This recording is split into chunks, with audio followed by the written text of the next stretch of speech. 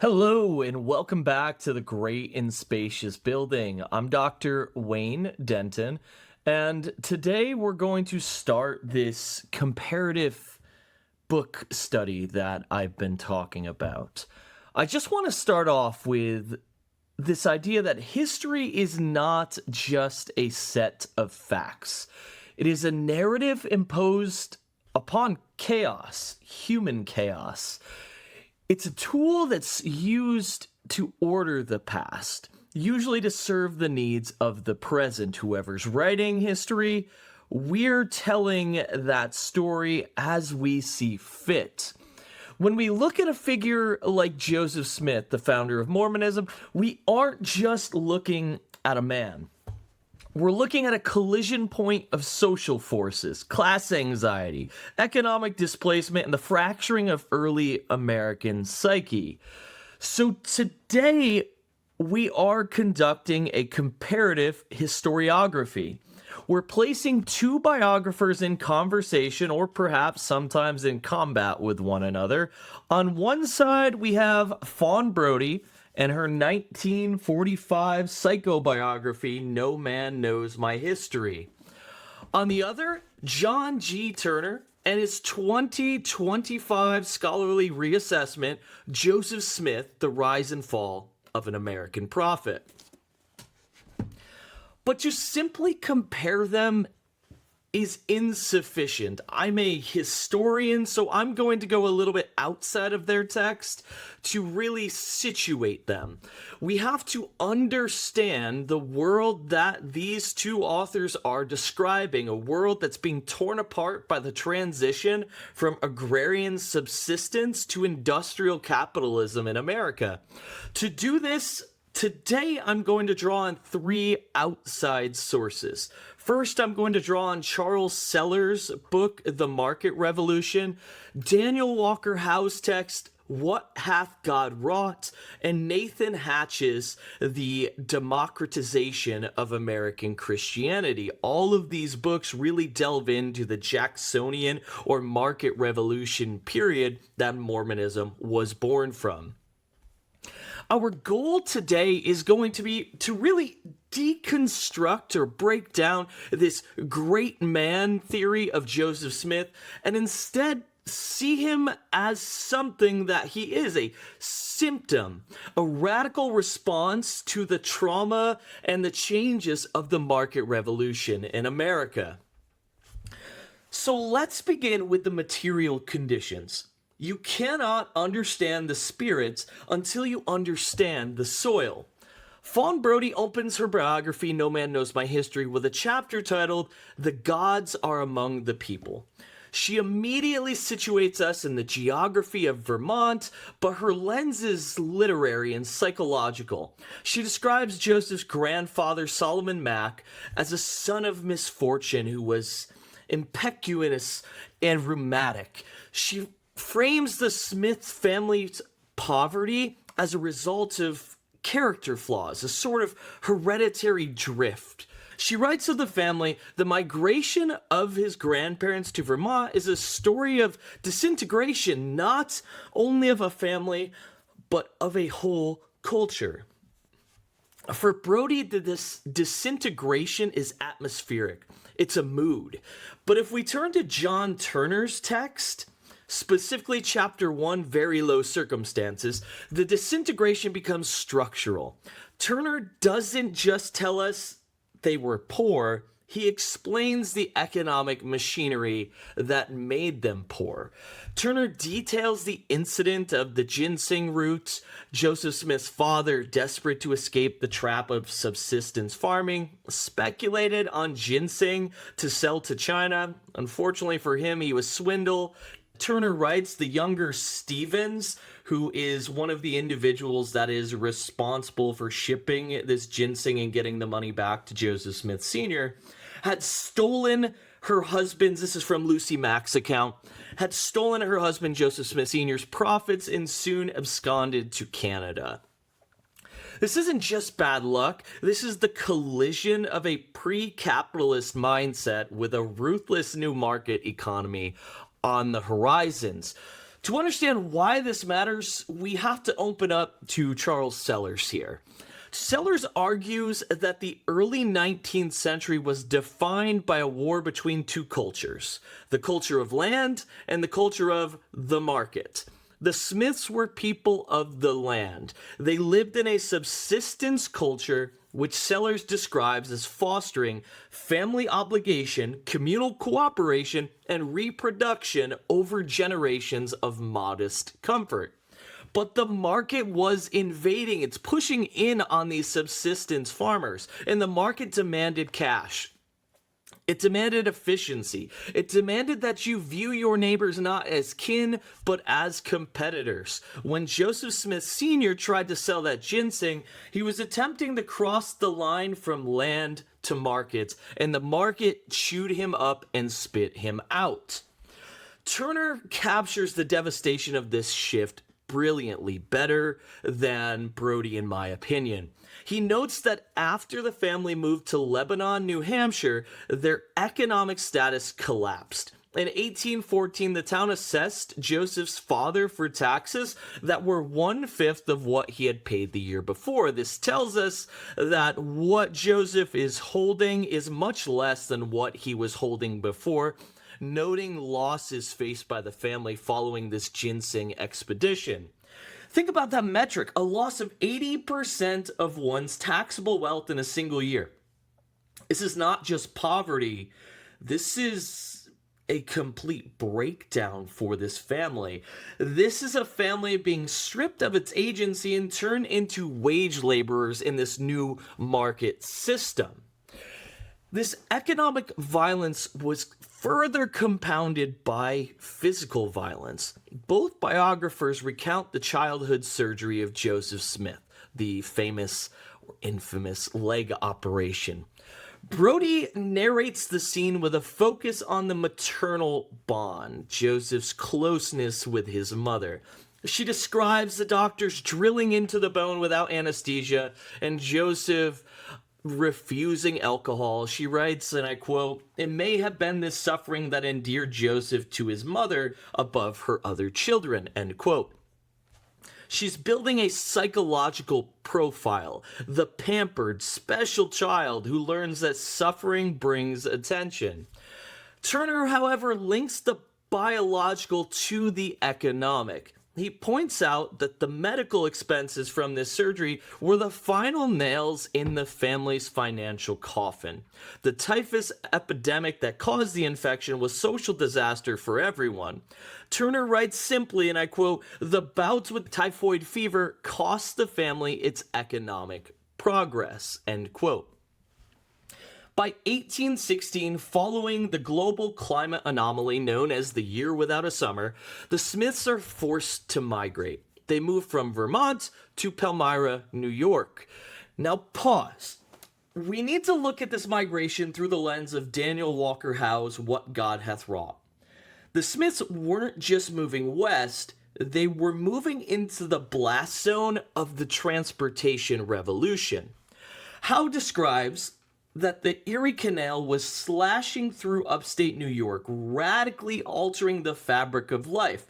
He writes, and I quote, "The canal cut shipping costs from Lake Erie to New York City from $100 to under $9 a ton," end quote. This Erie Canal really shifts things in terms of the transportation revolution, but also compounds on the effects of the market revolution by making the transport of goods and later ideas more affordable for American citizens. This sounds like progress, but for a family like the Smiths, who had just failed at capitalism in Vermont, moving to Palmyra meant moving into a hyper-competitive center of this new economy. Sellers warns us that the market revolution was surmounting the overland transportation barrier and dissolving deeply rooted patterns of behavior. Brodie describes Palmyra as booming. She notes that it had almost 4,000 citizens and paved sidewalks. She's making it out to not be the Wild West here, that it's actually some form of civilization. She wants us to see that Joseph was not a backwoods hick, but as a boy he was exposed to the ferment of a hustling and bustling town. But Turner sees the class stratification. He notes that while the town was booming, the Smiths were effectively part of the underclass.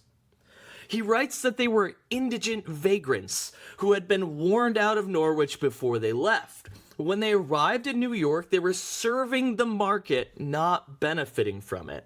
They sold root beer and gingerbread on the streets, but we today would call this the informal economy. This creates specific types of psychological pressure. The Smiths are surrounded by the wealth of the Erie Canal, yet they're excluded from it.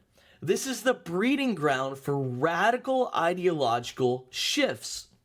This brings us to the magic. This is the most contested ground between Brodie and Turner.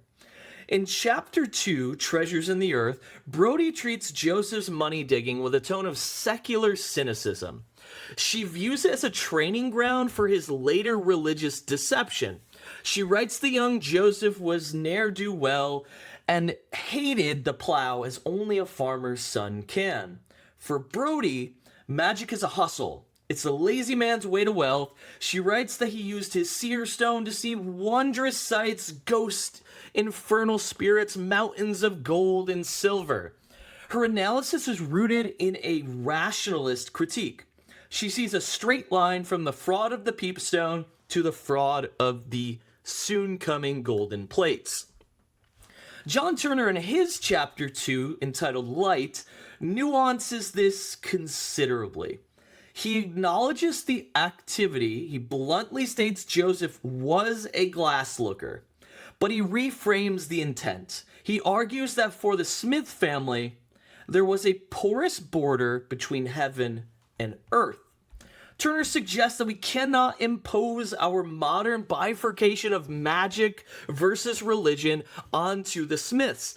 He writes, the Smiths were a tight-knit family, convinced that through their tenacity, they could overcome adversity.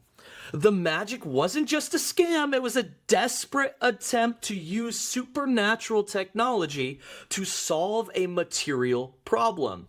Think about it through the lens of Charles Seller here. The market had failed them in Vermont. Hard labor had failed them in New York. The rational economy had extracted their surplus value and left them with nothing. Why wouldn't they turn to the irrational then? Why wouldn't they try to bypass the market economy by finding gold directly in the ground, using the old folkways, the ways of their ancestors, instead of this new rationalist market of the day? This is where Nathan Hatch's The Democratization of American Christianity becomes absolutely vital to our understanding of what's going on here. Hatch argues that this period was defined by a crisis of authority. The common people were revolting against the elites, the doctors, the lawyers, the theologians. Hatch writes, and I quote, "The rise of evangelical Christianity in the early republic is in some measure a story of the success of common people in shaping the culture after their own priorities rather than the priorities outlined by gentlemen," end quote. When Brodie looks at Joseph Smith's magic, she sees a con artist tricking gullible backwoods folk. When Hatch looks at this era, he sees a class war fought on spiritual grounds.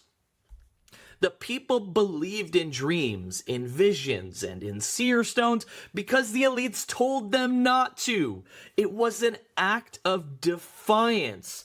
Turner picks up on this anti-elite thread, and he notes that Joseph had little patience with doctors, teachers, or ministers. This fits perfectly with Hatch's observation that the popular religious movements empowered ordinary people by taking their deepest spiritual impulses at face value. If the doctor destroys your leg, and the merchant steals your ginseng profits, and the lawyer forecloses on your farm, you stop trusting the experts. You start trusting the boy with the stone in his hat. Let's move now to the first vision, the foundational narrative of Mormonism here. Brodie, writing in 1945, is deeply skeptical. She points out the evolving nature of the story. She notes that the local newspapers were silent about any great vision in 1820. She argues that the vision was likely sheer invention created sometime after 1830 when the need arose to explain how we got to the point where we're at. And she sees this as establishing Joseph Smith's authorities amongst his early believers. She views the vision as a retrospective fabrication, a myth created to serve the institution.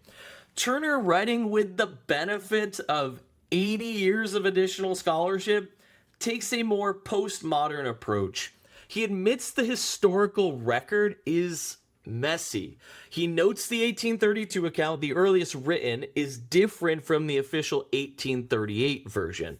In the 1832 version, Joseph seeks forgiveness for his sins. In 1838, he seeks to know which church is true. Some obvious differences there. But Turner refuses to dismiss it as pure invention. He writes, and I quote, "It is impossible for scholars to penetrate the marrow of anyone's religious experience," end quote. He suggests that Joseph evolved in his understanding of what happened to him. Something happened, but the way that Joseph understood it over time changed, thus the difference in the multiple versions of the first vision. But let's critique this through the lens of our critical theorist here. Why did Joseph Smith need a vision, and why that specific vision? Hatch provides a clue. He describes the religious landscape of the times as a sea of sectarian rivalries. The Methodist circuit riders, the Baptist exhorters, the Presbyterian Calvinists, they were all competing for the souls of the poor involved in this class battle of the Market Revolution. Joseph Smith's first vision is the ultimate populist trump card over all of these groups. The theologians were arguing over Greek and Hebrew and apostolic succession. Joseph cuts through the knot and he goes into the woods and talks to God directly. We're not worrying about translations here. We are getting the word from God with Joseph's vision. Hatch writes that these new movements denied the age-old distinction that set the clergy apart as a separate order of men. Joseph's vision is the ultimate democratization of the divine. It says the experts, those theologians, know nothing. The heavens are open to the farm boys and girls. So pray to God, he will answer you directly. Furthermore, look at the content of the message Joseph receives.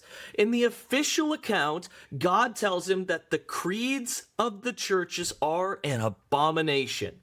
This is not just theology, this is social protest. As Sellers points out, the established churches were often aligned with the established economic order. By rejecting the churches, Joseph was rejecting the cultural hegemony of the elite class that had marginalized his family and led them to the state that they were in. We must also consider the role of the Book of Mormon itself in this context.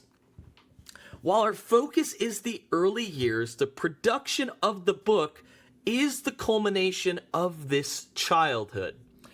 Brodie views the Book of Mormon as the product of an imagination and a myth maker of prodigious talent. She sees it as a bricolage, a patching together of local Indian legends, anti-Masonic hysteria, and family dynamics. Turner agrees that it is a 19th century collection and creation of ideas, but he treats it with more respect as a religious text.